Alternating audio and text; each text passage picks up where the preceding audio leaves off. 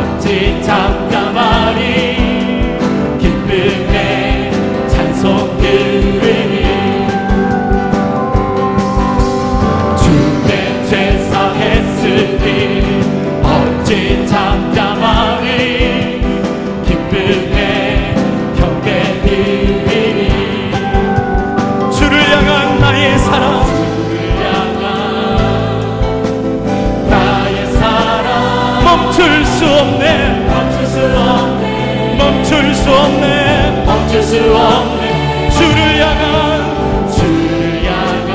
나의 열정 멈출 수 없네 멈출 수 없습니다 멈출 수 없네 나 기쁨에 춤추리 모든 슬픔 바꾸셨네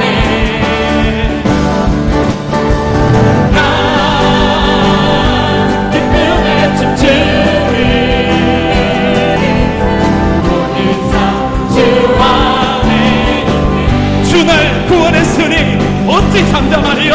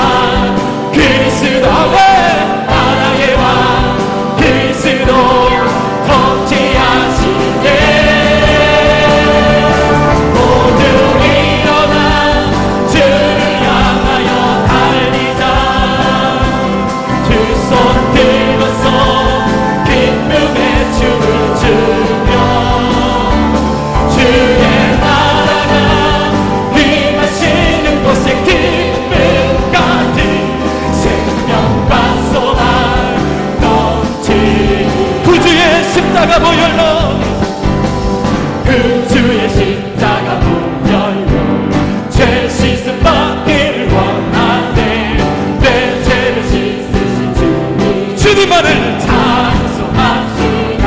아멘. 찬송합시다.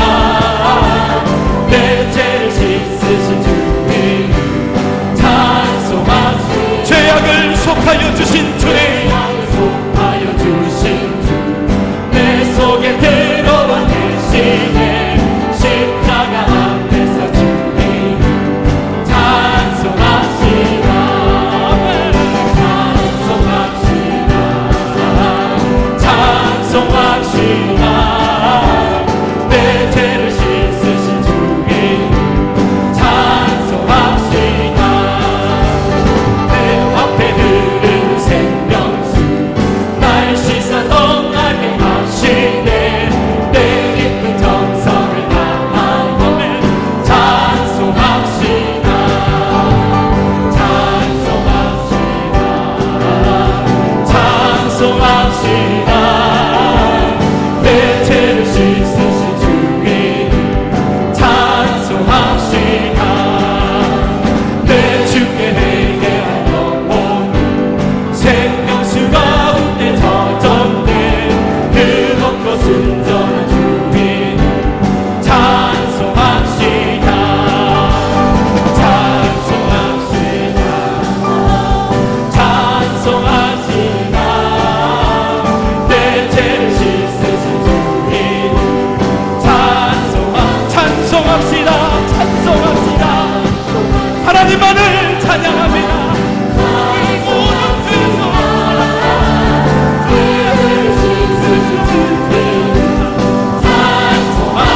찬송합시다. 찬송합시다. 찬송합시다. 아멘.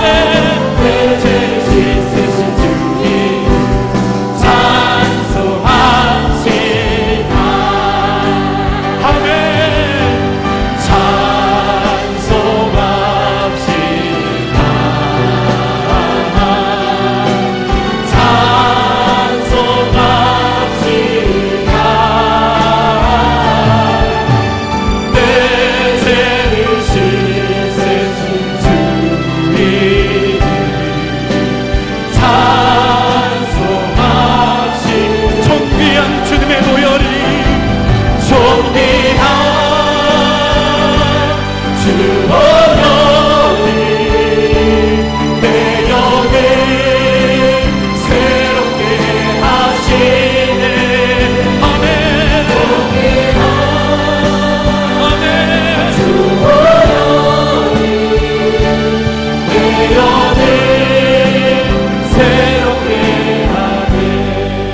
믿음의 자매들이 고백합시다.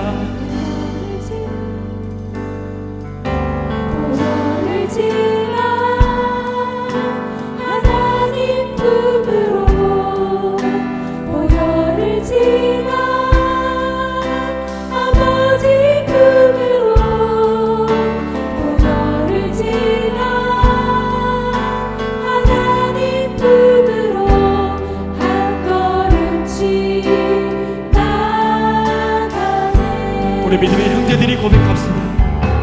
보혈을 지나 하나님 품으로 보혈을 지나 아버지 품으로 보혈을 지나 하나님 품으로 한 걸음씩 나가네. 아멘.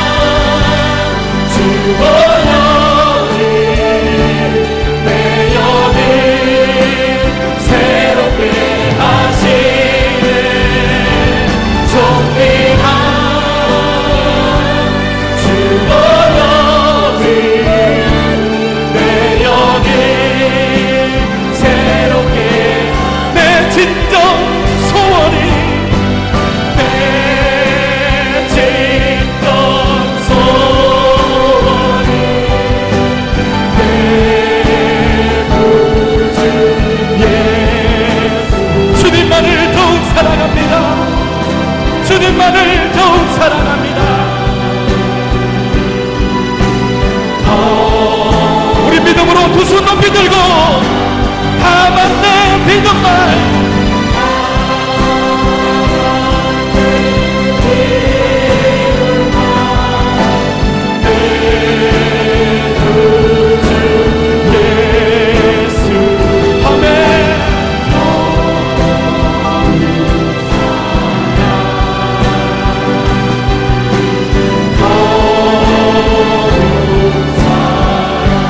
합심하며 그 다음에 저 앞에 나가기를 원합니다. 하나님이 약간 우리에게 하나님의 능력의 말씀으로 허락하여 주신 아버지 하나님, 주신 말씀이 내 안에 살아 역사하게 하여 주시옵소서. 강하고 담대한 마음을 허락하여 주시옵소서. 세상을 정복하며 세상을 이끌어가는 하나님의 귀한 일꾼들로 쓰임받게 하여 주시옵소서. 이 귀한 예배 하나님의 영으로 역사하여 주시옵소서. 우리 합심하며 그 다음에 저 앞에 나갑시다. 함께 기도드리겠습니다. 구약성경 549면에 있는 말씀입니다. 제가 봉독하도록 하겠습니다. 로뎀나무 아래에 누워 자더니 천사가 그를 어루만지며 그에게 이르되 일어나서 먹으라 하는지라.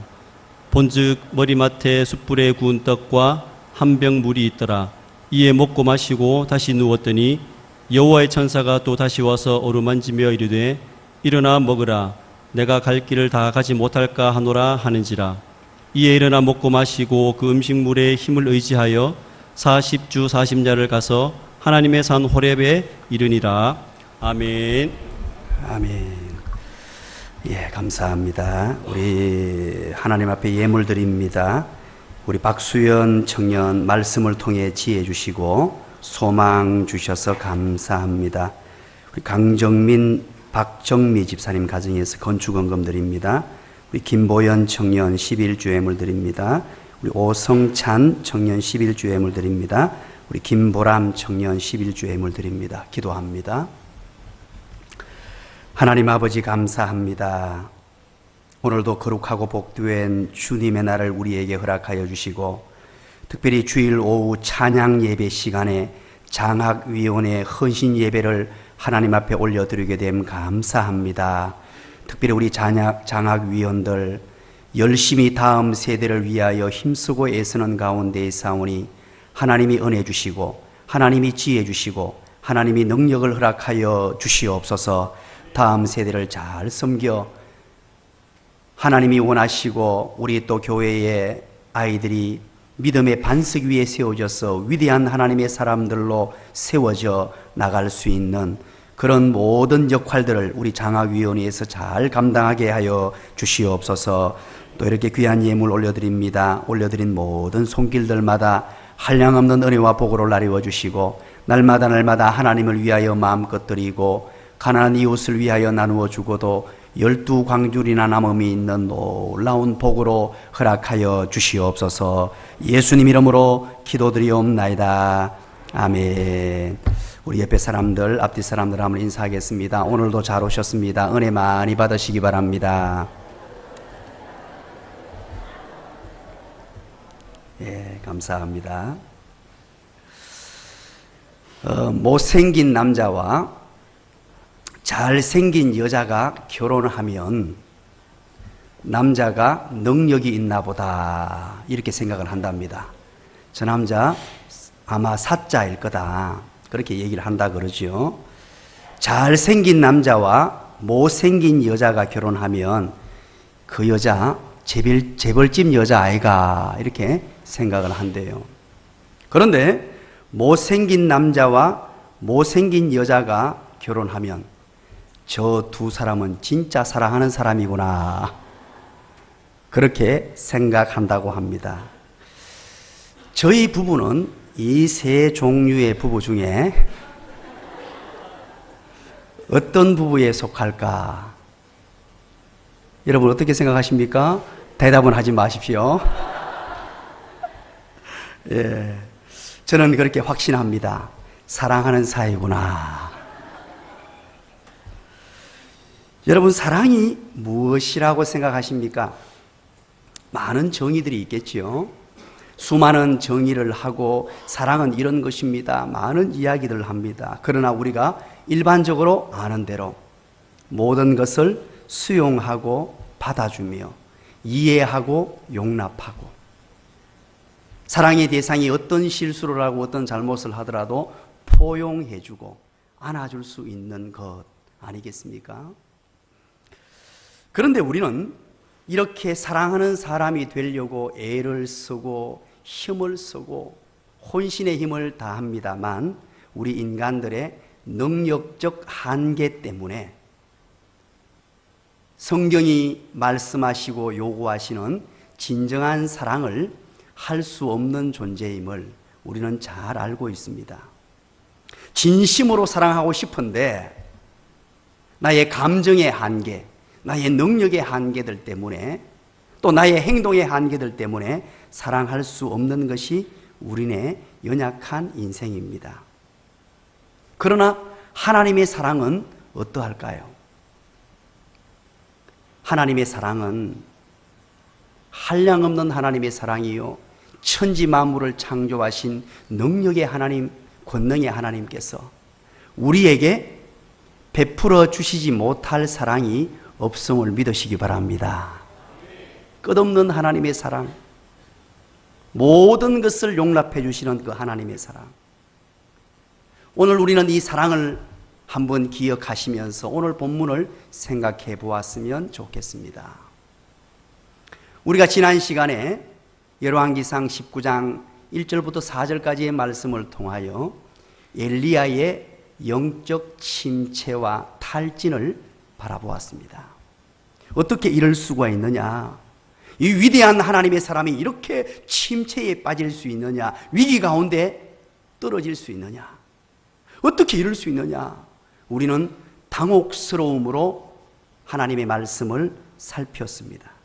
만약에 엘리야가 이렇게 침체하고 끝난다면, 이렇게 탈진한 상태로 모든 것을 포기하고 만다면 이 얼마나 안타까운 일이겠습니까? 우리는 엘리야의 모습 속에서 우리의 모습을 살펴보았습니다. 우리 또한 이렇게 침체할 수 있고 탈진의 상태에 빠질 수 있다는 사실도 우리는 함께 살펴보았습니다. 그런데 오늘 본문을 살펴보시면 이렇게 탈진의 상태에 빠지고 침체의 늪에 빠져있던 엘리야를 하나님께서 그냥 내버려 두시지 않았다는 사실을 깨닫게 됩니다. 엘리야를 포기하지 않으시는 하나님의 엄청난 사랑이 엘리야에게 지금 쏟아부어지고 있다 하는 사실입니다. 오늘 5절부터 8절까지 두 번이나 반복적으로 절망의 나락에서 잠을 자고 있는 엘리야를 로뎀나무 아래에 찾아오시는 하나님이 기록되어 있습니다.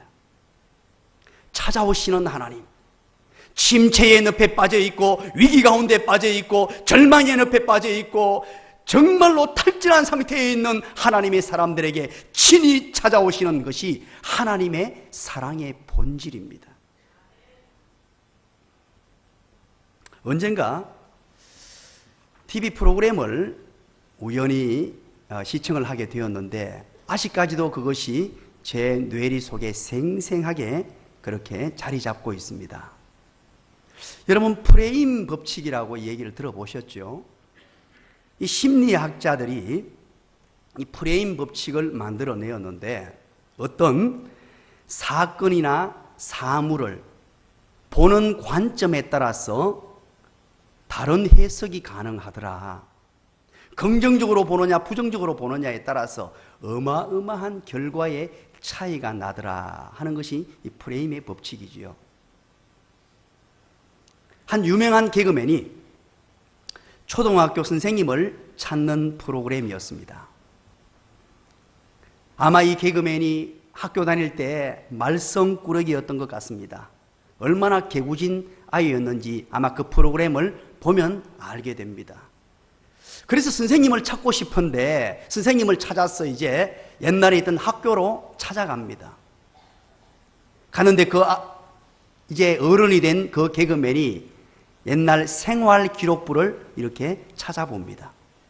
찾아보면서 TV 화면에 비치기를 얼마나 근심을 하는지 몰라요. 너무 말썽꾸러기였고 너무 개구진 아이였기 때문에 선생님이 어떻게 나를 기록하고 있을까 혹시나 이 아이는 없었으면 좋았겠다. 우리 반이었던 것이 정말로 불행이었다. 이 아이 때문에 상당히 힘든다. 상당히 문제가 많은 아이다. 이렇게 기록하면 이 얼마나 슬픔이겠습니까? 그런데 마음을 졸이면서 그렇게 생활 기록부를 찾았습니다. 그런데 거기에 이렇게 기록이 되어 있었습니다. 이 아이는 특별히 입 근육이 발달한 아이입니다. 그런데 그것을 보고 확인하는 순간에 그 개그맨이 그 자리에서 통곡을 합니다. 눈물을 흘립니다. 선생님이 나를 이렇게 표현하고 계셨고, 나를 이렇게 바라보고 계셨고, 나를 이렇게 생각하고 계셨구나 하면서 주체할 수 없는 눈물을 흘리는 것을 보게 됩니다. 그러면서 이 개그맨이 갑자기 요구를 합니다. 취재진에게 요구를 하는데, 우리 반 아이 가운데에 남의 물건을 잘 훔치는 아이가 있었는데 그 아이는 뭐라고 기록하고 있는지 좀 찾아보자는 거예요. 물론 거기에 이름은 딱 이렇게 지우고 그 아이에 대한 기록을 보여줬어요. 남의 물건을 잘 훔치는 아이인데 뭐라고 기록되어 있느냐 찾아서 봤습니다. 뭐라고 기록된 줄 아십니까?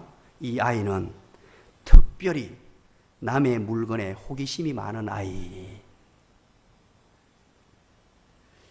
이런 상황이 딱 연출이 되면서 갑자기 음악이 쫙 나오면서 선생님이 등장하게 되고, 선생님과 이 개그맨은 부둥켜 안고 통곡하는 모습으로 이 프로그램은 진행이 되어 갔습니다.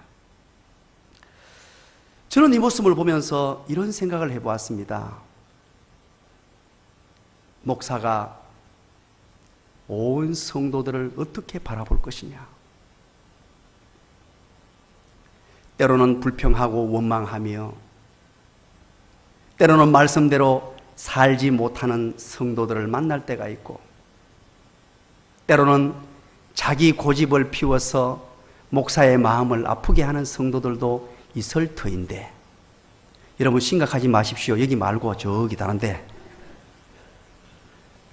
그런데 정말로 모든 성도들의 장점을 바라보며 진심으로 사랑하며 칭찬하며 격려하는 목사여야겠구나.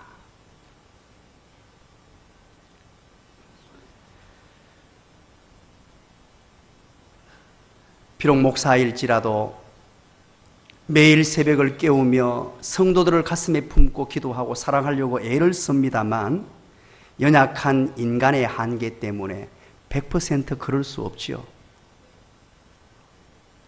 그래서 우리는 더욱더 하나님을 바라보게 됩니다. 우리의 연약함도, 우리의 실수도, 우리의 죄악된 본성도 다 알고 계시는 우리 하나님께서 우리가 어떤 자리에 있건, 하나님의 택한 백성이 어떤 위치에 처해 있건, 어떤 상황 속에 매몰되어 있건 용납하시고 용서해 주시고 가장 좋은 것으로 인도해 주시는 분이 우리 하나님임을 믿으시기를 간절히 축원합니다. 오늘 엘리야는 로뎀나무 아래에서 잠들어 있지만 엘리야를 향한 하나님의 사랑은 결코 잠들지 않았다는 사실을 기억하시기 바랍니다. 엘리야는 지금 침체의 늪에 빠져 있고 절망의 늪에 빠져 있지만은 하나님은 엘리야를 결코 포기하지 않았습니다. 내 사랑하는 아들, 내 사랑하는 엘리야야, 너는 지금 절망의 늪에 빠져서 아무것도 할 수 없는, 움직일 수조차 없는 그런 상황에 빠져 있지만, 사랑하는 내 아들아, 사랑하는 엘리야야, 일어나라, 내가 새 힘을 주리라, 일어나라, 걸어라, 너에게 힘을 주마 하시는 이 하나님의 음성이 오늘 본문 속에 도도하게 흐르고 있음을 기억하시기를 간절히 축원합니다. 저와 여러분이 살아가는 가운데에서도 절망의 상황에 빠질 수 있습니다. 침체의 늪에 빠질 수 있습니다. 때로는 열심히 주님의 일을 하다가 어떤 연유에서건 어떤 환경에서 빠져가지고 열심도 열정도 다 잊어버리고 잃어버리고 살아가고 있는 우리의 모습이 될 수도 있습니다. 그럴 때마다 우리의 이름을 부르면서 한 사람 한 사람을 사랑하시면서 그 침체의 옆에서 이렇게 세워주시는 주님의 음성을 듣게 되기를 간절히 소원합니다. 하나님께서 이렇게 사랑해 주셨는데, 그렇다면 여러분, 이 오늘 본문을 구체적으로 살피면서 찾아오신 하나님께서 엘리야를 구체적으로 어떻게 회복시켜 주셨느냐, 어떤 방법으로 구체적으로 이 하나님의 사랑이 어떻게 나타나느냐 한번 볼까요? 5절입니다. 오늘 본문 5절은 이렇게 시작합니다. 다 같이 읽겠습니다. 시작. 천사가 그를 어루만지며 그에게 이르되 일어나서 먹으라 하는지라. 아멘. 천사를 보내어서 어루만져 주셨습니다. 하나님의 사랑의 방법이었어요. 하나님이 은혜를 주시는 방법이었습니다. 침체의 늪에 빠져서 허덕이고 있고 절망의 자락에 떨어져서 나는 아무것도 할 수 없습니다, 나를 차라리 죽여주시옵소서, 그런 자리에 떨어졌던 엘리야에게 우리 주님께서는 천사를 보내주셨어요.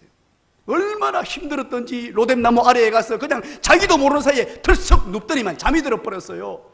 여러분, 육체적으로 한계를 만나게 되고 상당히 위험한 수위에 떨어지게 되면 잠이 자꾸 오는 거 알고 계십니까? 계속 잠을 자도 끝도 없고 침체의 늪에 빠지면 그렇게 돼요. 의욕도 없고 살 그런 희망조차 없는 이 엘리야가 로뎀나무 아래 앉았더니만 그냥 푹 퍼져서 잠들어 버렸어요. 그때 하나님께서는 천사를 보내주셨는데, 하나님의 심부름꾼이죠. 이 천사는 우리가 잘 기억하셔야 돼요. 성경에 많이 등장하죠. 인간의 천사, 인간의 모습으로 드러나기도 하고, 또 때로는 초자연적인 모습으로 하나님의 사자, 하나님의 심부름꾼으로 그렇게 나타나기도 합니다. 때로는 그것이 하나님의 현현을 대신할 수도 있습니다.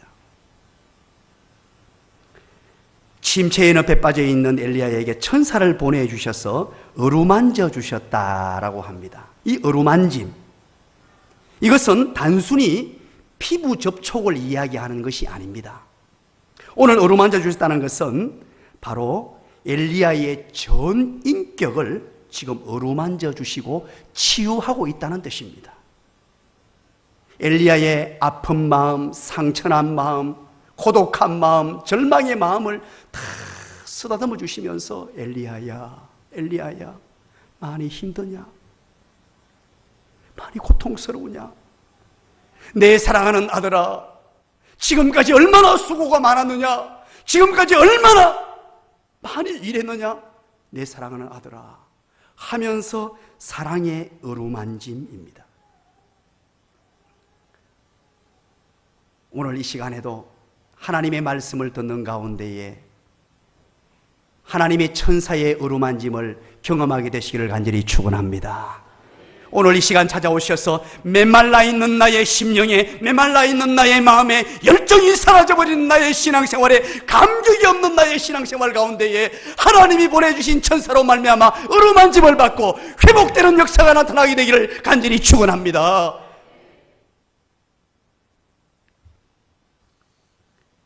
천사가 어루만졌다고 했는데 7절에도 또 한 번 더 그러죠.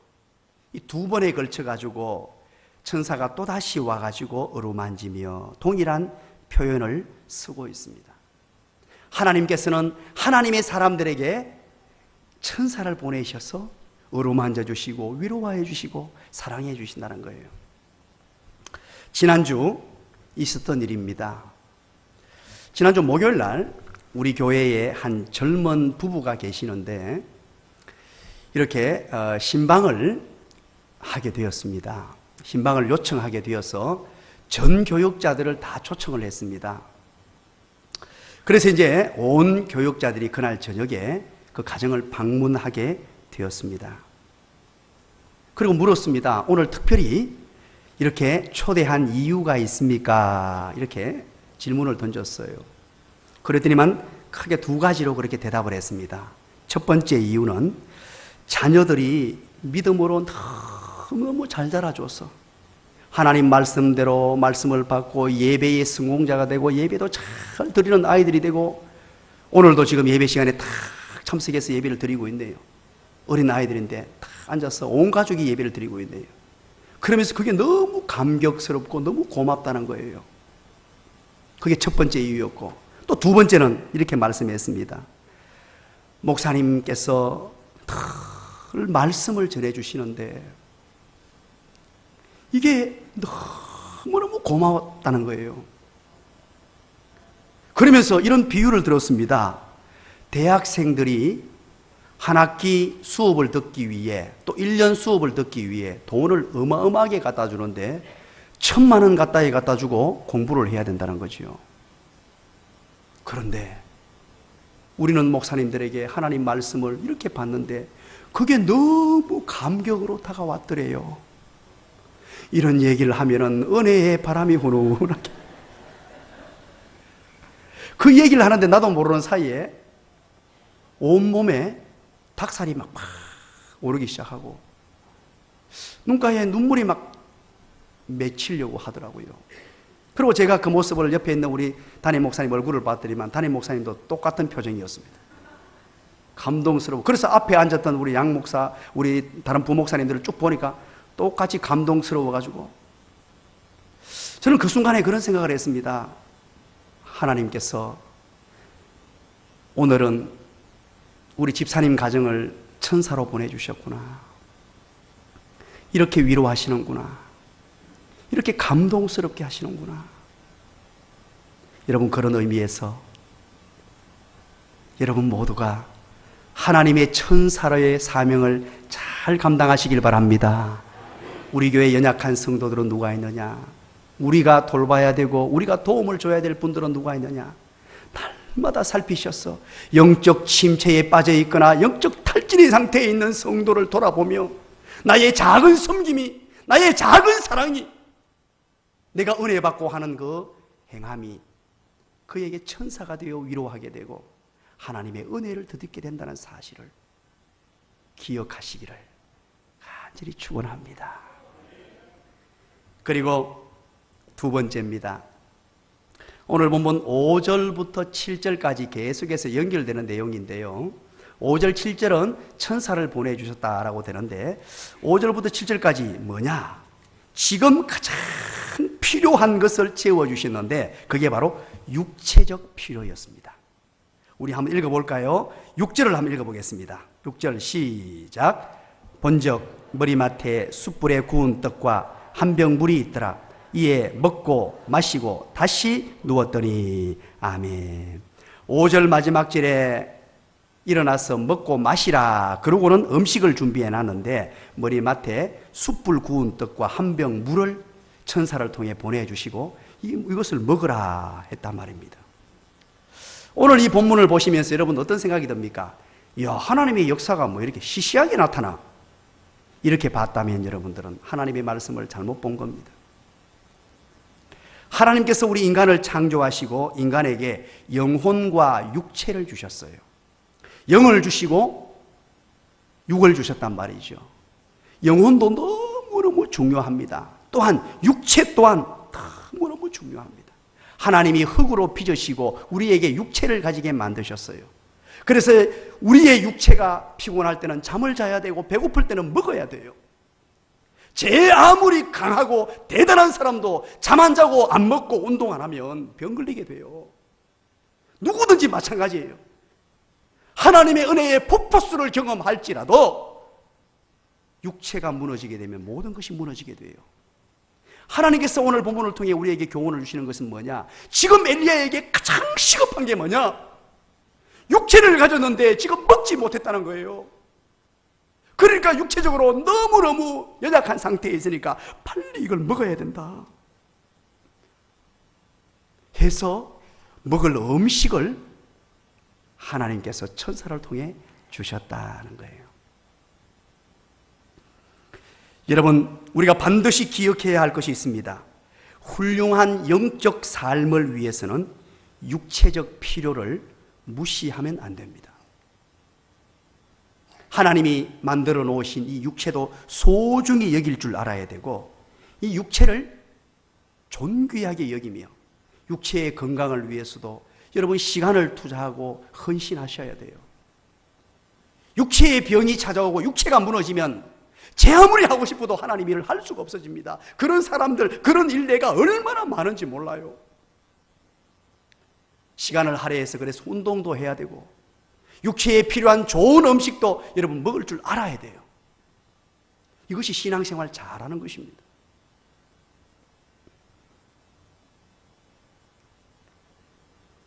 엘리야는 극도의 긴장감과 겹친 육체의 피로 때문에 더 이상 능력 있는 사역을 감당할 수 없었습니다. 그래서 하나님은 엘리야를 육체적 필요를 채워줘야 되겠다 해서 이렇게 물과 떡을 공급해 주시면서 새로운 힘을 공급해 주고 있습니다. 교회 안에서 천사란 무엇이냐?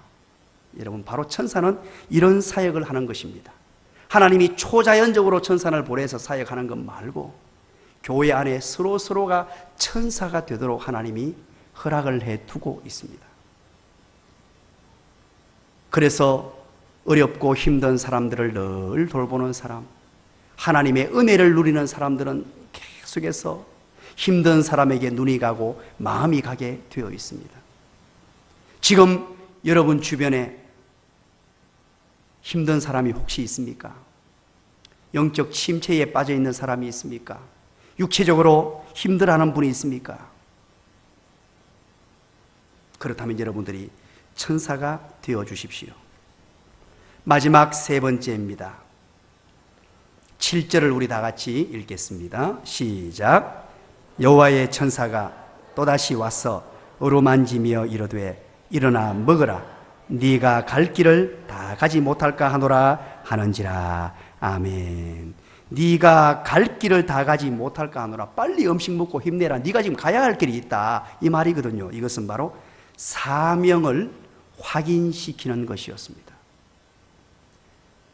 왜 영적 침체에 빠지고 탈진의 상태에 빠지게 되느냐 하면 바로 사명감을 잃어버리고 사명을 제대로 인식하지 못할 때 그렇다는 겁니다. 그래서 8절에 보십시오. 8절 한번 읽어볼까요? 다 같이 읽습니다. 시작. 이에 일어나 먹고 마시고 그 음식물에 힘을 의지하여 40주 40야를 가서 하나님의 산 호렙에 이르니라. 음식을 먹고 40일 동안을 걸어서 갑니다. 물론 이 거리는 호렙산까지의 거리는 40일은 안 됩니다. 약 한 보름 정도만에 갈 수 있는 거리입니다만은 아마 가다가 쉬다가 한 것 같습니다. 40일 동안을 걸어서 호렙산으로 갔습니다. 이 호렙산이 어떤 산입니까? 모세가 하나님을 만났던 곳입니다. 모세가 이스라엘 구원을 위하여 하나님으로부터 소명을 받고 사명을 받았던 장소입니다. 이 장소로 하나님이 인도하셨어요. 오늘 읽지를 않았습니다. 11절 한번 읽어볼까요? 11절 다 같이 한번 읽습니다. 시작. 여호와께서 이르시되 너는 나가서 여호와 앞에서 산에 서라 하시더니 여호와께서 지나가시는데 하나님은 자신을 나타내 보이십니다. 나타내 보이시면서 여호와께서 지나가셨다라고 하죠. 그리고 한번 보십시오. 11절 한번 보겠습니다. 계속해서 그 뒤에 거 여호와 앞에 시작. 여호와 앞에 크고 강한 바람이 산을 가르고 바위를 부수나 바람 가운데 여호와께서 계시지 아니하며 바람 후에 지진이 있으나 지진 가운데에도 여호와께서 계시지 아니하며 12절입니다. 또 지진 후에 불이 있으나 불 가운데도 여호와께서 계시지 아니하더니 불 후에 세미한 소리가 있는지라. 아멘. 하나님은 낙심한 엘리야에게 사명을 망각했던 엘리야에게 다시 말씀을 주시면서 13절에 엘리야야 네가 어찌하여 여기 있느냐 그렇게 말합니다. 이 말은 무슨 말입니까? 장소를 얘기하는 게 아닙니다. 이것은 장소적 의미가 아니라 바로 상태를 의미합니다. 네가 왜 이렇게 낙심해 있느냐? 사랑하는 내 아들아, 네가 어떻게 했어? 이렇게 힘 빠져 있느냐? 너는 그럴 사람이 아니다. 내가 너에게 사명을 주지 않았느냐? 내가 너에게 하나님의 일을 맡기지 않았느냐? 내가 너와 함께하는 걸 네가 잊어버렸느냐? 네가 왜 이렇게 상태에 빠져 있느냐? 하면서 다시 한 번 더 일어나라고, 다시 한 번 더 이 사명을 감당하라고, 하나님이 주신, 엘리야에게 주신 이 놀라운 사명을 감당하라고. 사명을 망각하거나 사명을 제대로 깨닫지 못하면 그 어느 누구도 예외 없이 침체의 늪에 빠져들게 됩니다. 내가 왜 존재하는지, 내가 왜 살아가는지, 하나님이 나를 왜 택하시고 나를 왜 부르셨는지 이것을 망각하고 잊어버리면 누구든지 엘리야와 같이 침체의 늪에 빠질 수 있다는 것입니다. 그렇다면 우리는 힘 있는 하나님의 사람으로, 능력 있는 하나님의 사람으로 침체의 늪에서 회복하여 하나님의 권능의 오른팔에 붙들림 받는 사람이 되려면 사명을 기억해야 되는 줄 믿으시기 바랍니다. 오늘 오전에 우리가 하나님의 말씀을 들었죠. 이 험난한 세상 모든 사람이 안 된다 그러고 모든 사람이 불평불만을 하고 있으며 흑수저논이라 그러고 별 희한한 얘기 전부 다 이게 포기하고 싶은 마음이에요. 나는 왜 이 모양 이 꼴이냐, 노력하기 싫은 마음입니다. 누구를 원망해야 되고 누구를 불평해야 되는 이 시대 속에 살아가는 우리가, 하나님의 백성들은 내가 존재하는 이유, 이 사명을 깨닫는 것입니다. 하나님은 우리를 사명자로 부르셨습니다.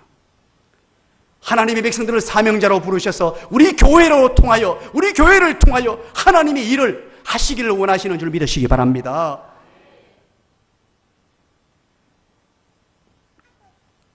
하나님의 백성들이 침체의 늪에 빠져서 흐덕이고, 또 나도 모르는 사이에 침체에 빠져 있으면서도 불구하고 침체에 빠진 줄 모르는 사람도 있습니다. 그렇게 열심히 일했던 불덩이와 같은 하나님의 백성들이 이제 숯덩이가 되어가지고 불이 다 꺼져버리고 없는데 옛날 얘기만 하고 앉아있는 성도들도 있다는 말이죠. 우리는 사명을 회복해야 합니다. 우리 교회에 주어진 이 비전, 하나님이 주신 이 비전, 우리 교회를 통하여 이 시지지역을, 경산지역을, 대구도성을, 나아가서 이 경북 전체를, 나아가서 영남을, 나아가서 우리 대한민국을, 나아가서 중국 땅을, 나아가서 열방을 변화시키고자 하는 이 열망을 가지면 하나님이 독수리 날개신 같은 놀라운 힘을 공급해 주시는 줄 믿으시기를 간절히 축원합니다. 그래서 사명의 날개를 우리가 달기를 원합니다. 사명의 날개를 달고 하늘 창공을 훌훌 나르기를 원합니다.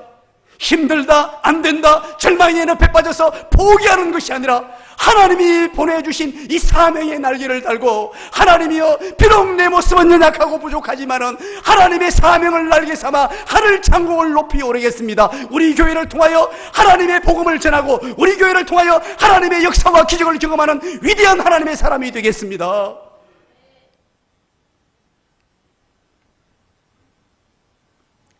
말씀의 결론을 맺습니다. 오늘 우리는